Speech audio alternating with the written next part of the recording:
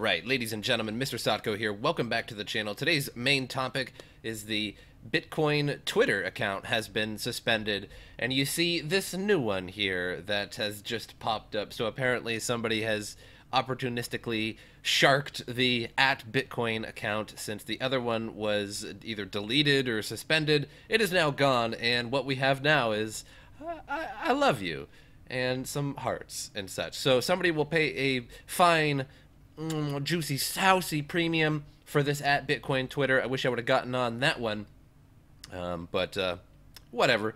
So you might be thinking, is this a good thing or is this a bad thing? I'm not even sure what to think here. Well, it's definitely a good thing, because the @Bitcoin account, you might have thought, promotes Bitcoin, but it does not. It promotes Bitcoin Cash. It is sort of an arm, a sock puppet of Roger Ver, and it has always bashed Bitcoin while promoting Bitcoin Cash. So it was repeatedly reported by people as being fraudulent and false information, and finally Twitter actually removed it.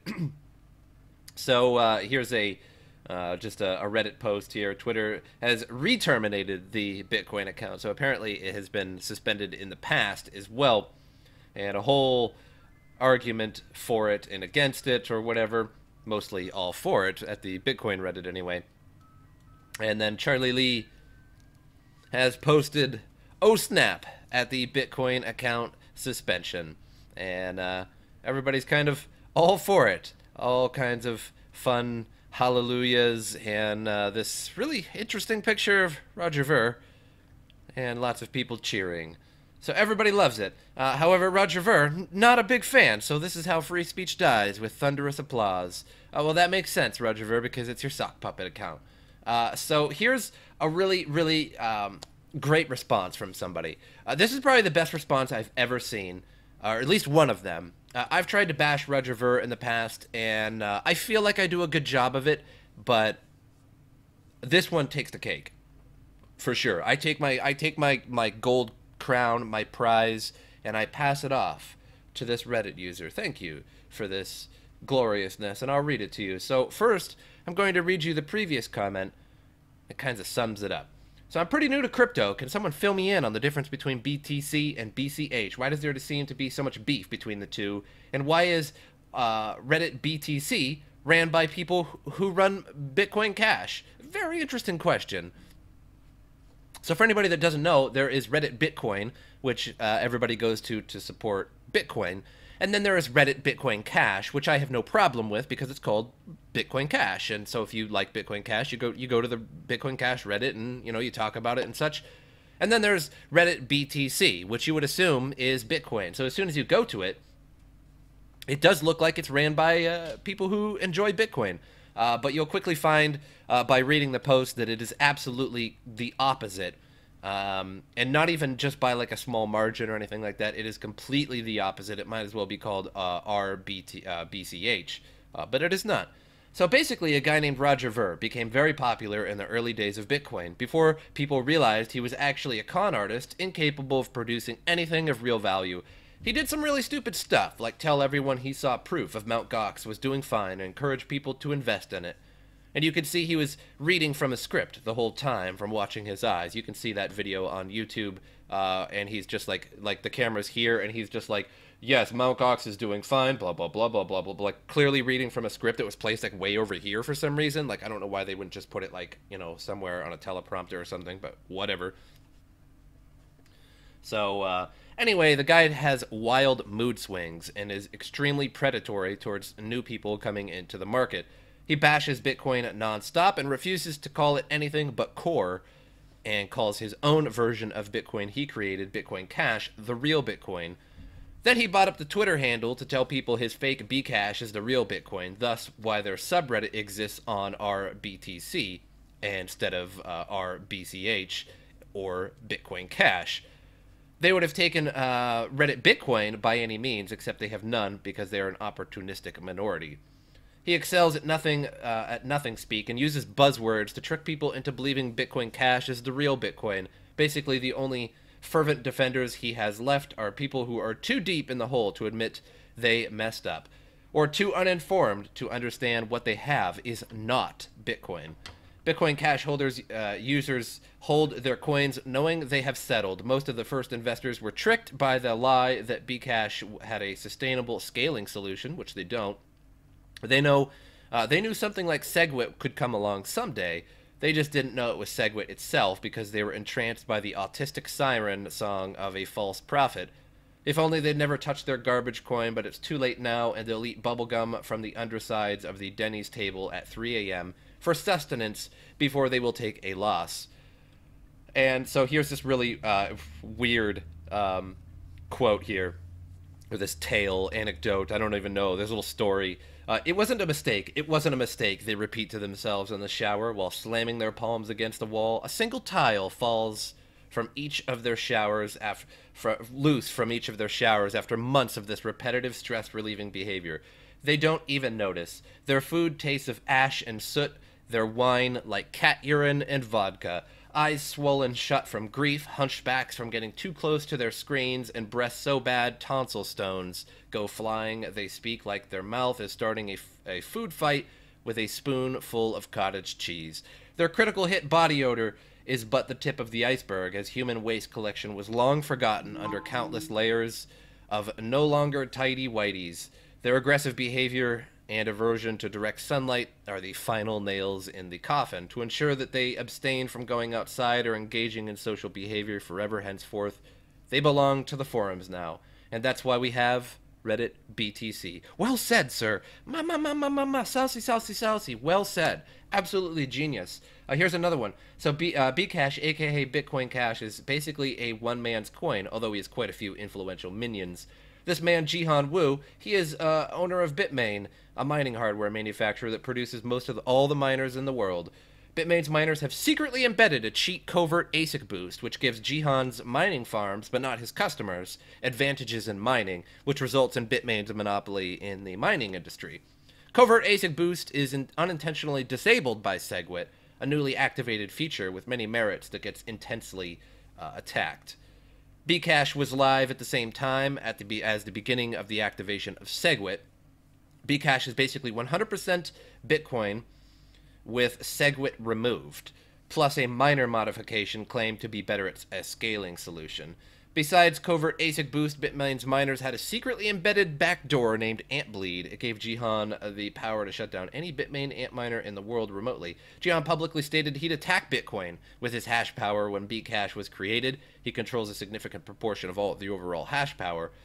He also implicated that he'd use Antbleed in the attack, which shuts down ant miners.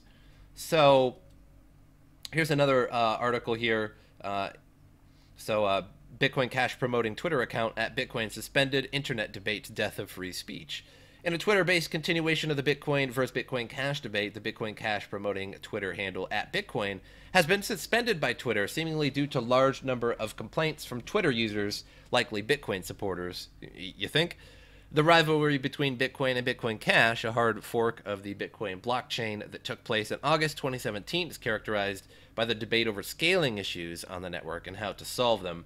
Along those lines, Bitcoin enthusiasts promote second-layer scaling solutions. They are opposed to any hard forks that may solve said problems, but seek to replace Bitcoin, protective of the Bitcoin name, whose user base and brand recognition are unparalleled by other coins. So Roger Ver, a longtime crypto entrepreneur and major proponent of Bitcoin Cash, tweeted today that the suspension of the Bitcoin Cash account is the death of free speech. And I showed you that earlier. Self-proclaimed cypherpunk Jameson Lopp commented on Ver's tweet, the freedom of speech means that the government won't throw you in a cage for something it doesn't condone. Freedom of speech doesn't mean that you can do whatever you want on someone else's property, starting an online argument about Twitter's policies on account suspension. So Twitter user Cryptomania replied to Jameson Lopp that an army of people commanded by Bitcoin Reddit reporting the account nonstop led to its suspension, to which Lopp retorted that even if that's the case, it's still an issue with Twitter as a private platform rather than with government authorities threatening folks. Similar issues exist on Reddit with mass downvoting and brigading. So a post on subreddit Bitcoin from earlier today, the Twitter has finally suspended the compromised Bitcoin account. is full of commentators that are on the whole happy about the account suspension. Some Reddit users have also hypothesized that Ver was the owner of the account due to an alleged coincidence with the tweets that both Ver and @Bitcoin liked. Additionally, according to commentators on the subreddit post, if Ver had acquired the account handle by purchasing it, the account had broken Twitter guidelines.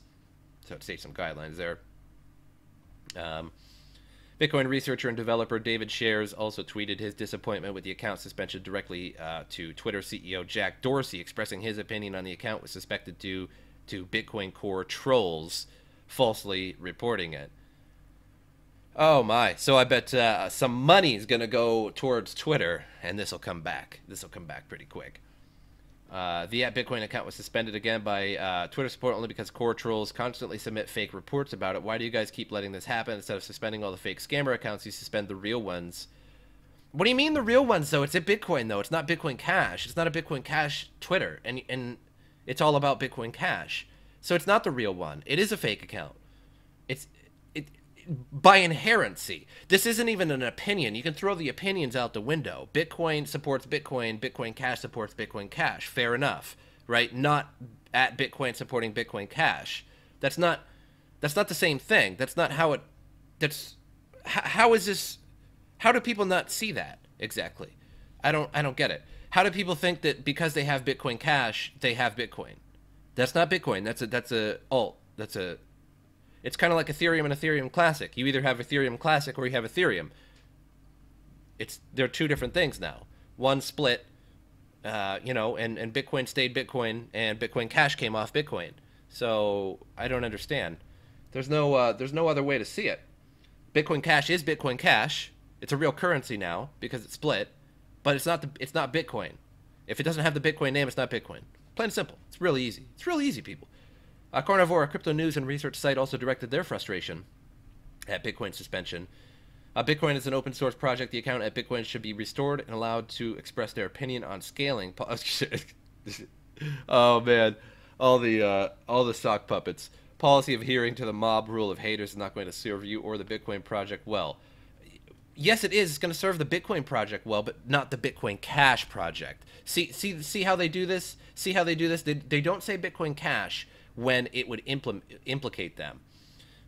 It's supposed to be the @Bitcoin account should be restored, allowing them to express their opinion on scaling, but it should be @Bitcoin Cash account, and the policy of adhering to the mob rules of haters is not going to serve you or the Bitcoin Cash project well, because it was a Bitcoin Cash Twitter. Other crypto personas have taken it even more lightly, like Charlie Lee, who posted a screenshot of the suspended account with an emoji of crying laughter. So, oh snap, from Charlie Lee showed you guys that. Before being suspended for a second time today, the account briefly appeared to have a new owner. While the Twitter profile left the identity of its new owner relatively anonymous, the picture was of a jaguar. One could hypothesize that the new user may have been from Turkey, as their third tweet from the new account was suspended. Read, "Turkey is so cool," and featured a Turkish flag. So that's that. But as you could see, I showed you a different account. So it seems like the @Bitcoin account keeps getting suspended and deleted, and then a new person takes up and gets the account. So I'm not sure what's going on here, because this is the second iteration, and then the third iteration was the one that I just showed you with the "I love you" and then the hands forming the hearts. So interesting. So the intrigue over @Bitcoin's new owner continues, as Shares posted on Twitter recently that since an account cannot be re-registered once it has been suspended, the account may have been deleted and then re-registered. So this random that took over the @Bitcoin account must think that Twitter is the coolest thing ever. He logs on with an hour, has 2,500 followers, says hello, and gets 1,000 likes. Does @Twitter support have a rogue employee abusing Twitter profiles internally? If an account is suspended, you cannot re-register it.